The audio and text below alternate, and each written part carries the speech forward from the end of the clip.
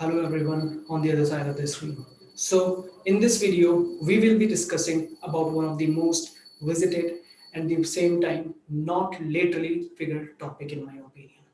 It is freedom of expression but with variety of approaches. So how does it sound if someone's right is being performed as an obligation? How does it look when someone who has been criticized cannot ask the ground on which he was criticized? Because in both the situation, the argument that most probably comes up is the application of expression. However, the authorities sometimes don't let the intermediaries address the opinion of others. They question it with their right. The situation is therefore can be translated as the expression of some against the others. Who to give value and who to jolt down. We are now addressing the dimension of expression on individual level and associations level. Claims are evident as sometimes it was all about states interference, private interference, or for access to means for expression. And to verify the veracity of these claims to fall under the category of freedom of expression, the underlying principle through which that legal order was formulated plays a significant role. But for this presentation, the narrowed principle that sometimes is of concern is intra-right conflicts, which occurs on an individual level. The indispensable task for a democratic form of government is to assist the freedom of individual and that by association. But the trade-off in assisting with intra-right is giving up of others' right also.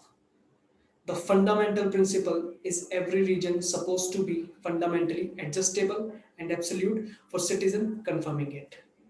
But with intra-right, the conflict, the harm emerges is much threat potential than inter-right conflicts.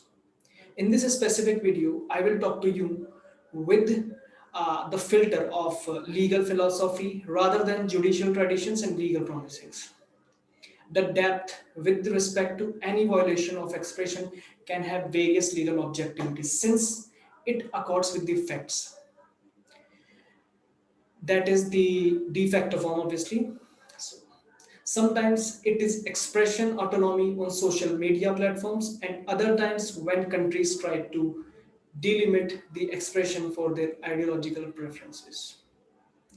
Each legal injury emphasizes upon the efficiency or deficiency of the law with respect to particular conflicts.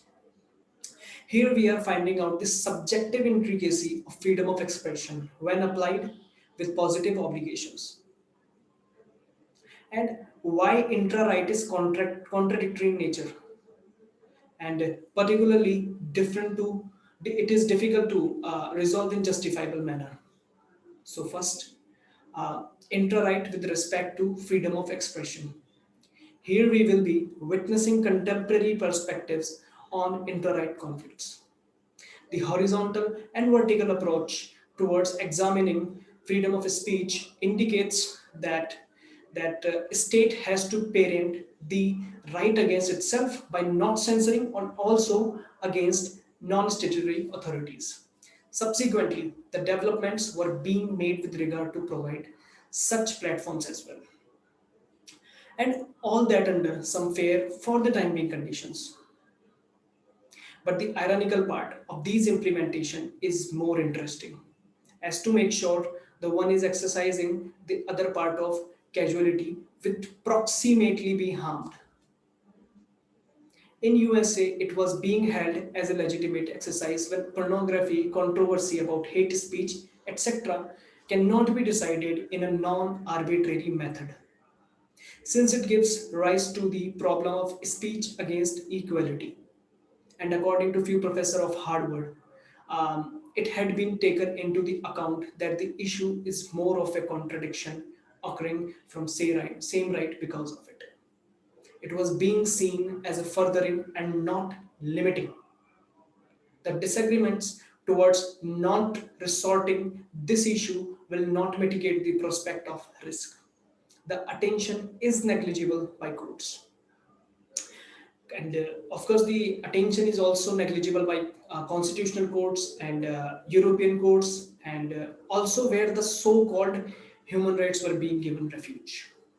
Let's hear the side of US Supreme Court regarding this. The court was extremely reluctant in recognizing the management of horizontal collusion of rights,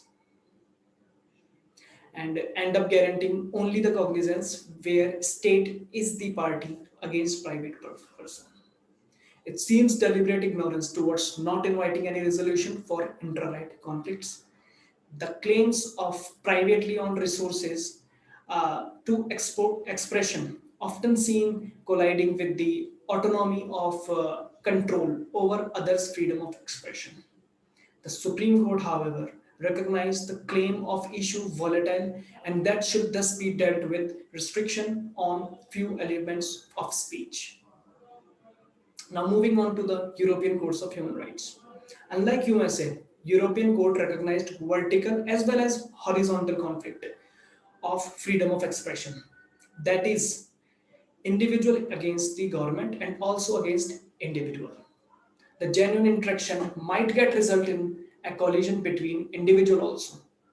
The activism of court interprets the implicit condition thereto with state's duty to secure right of every individual rights defined in the convention as well.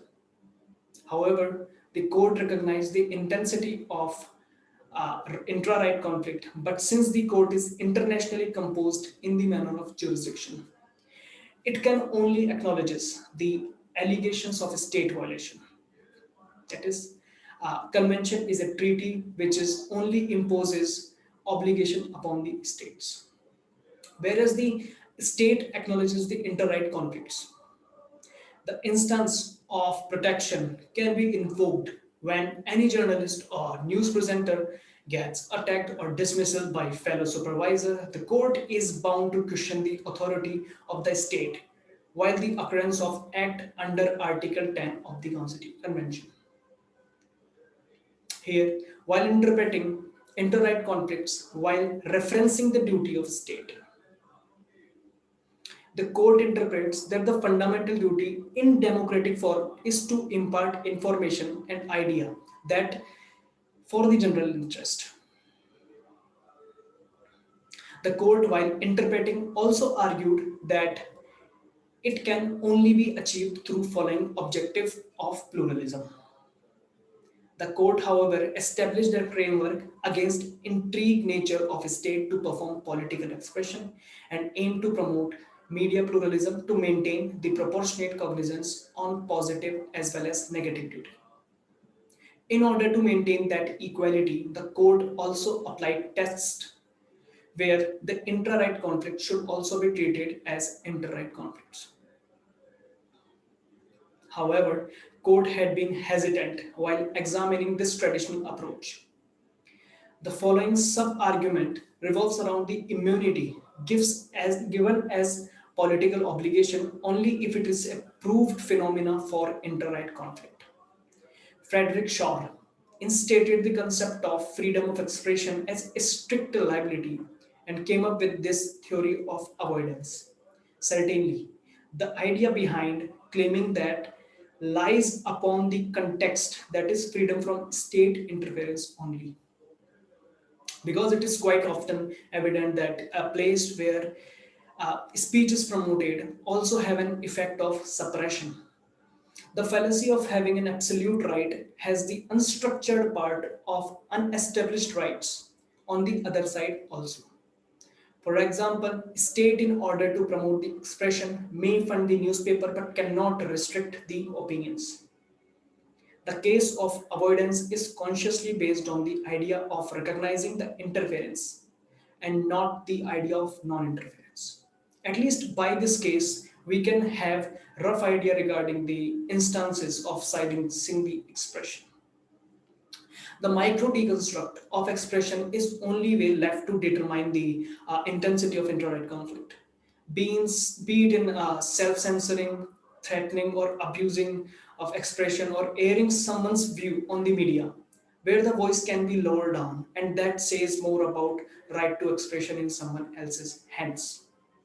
These types of expression might be avoidable intentionally or maybe not committed, but what it succeeds to show is the threat to expression.